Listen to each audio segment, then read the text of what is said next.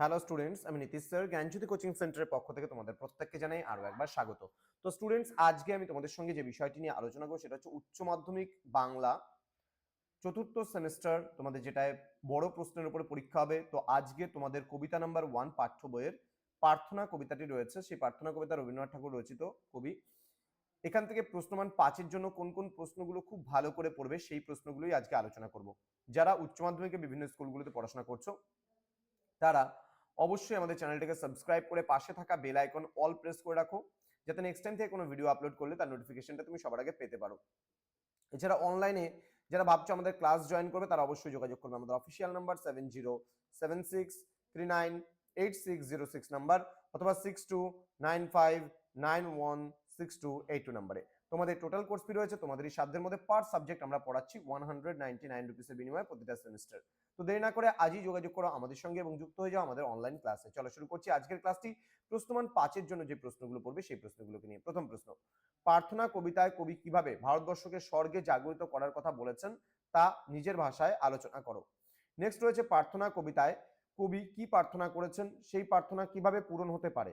Next, চিত্ত জেথা ভয় শূন্য উচ্চ জেথা শির, এখানে জেথা বলতে কবি কি বুঝিয়েছেন, উদ্ধৃতাংশের তাৎপর্য ব্যাখ্যা করো।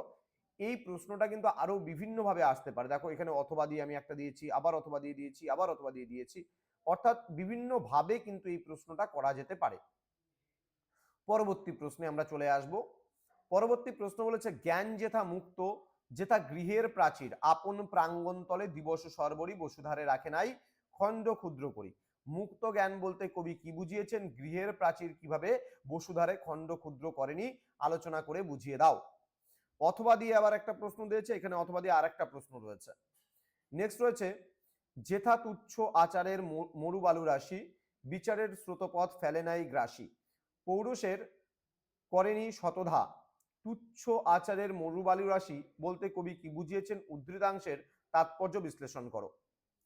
নেক্সট পরবর্তী 6 নাম্বার প্রশ্ন বলছে নিত্য যেথা তুমি সর্বকর্ম চিন্তা আনন্দের নেতা, এই নেতাকে উদ্দেশ্য করে কবি কি প্রার্থনা করেছেন।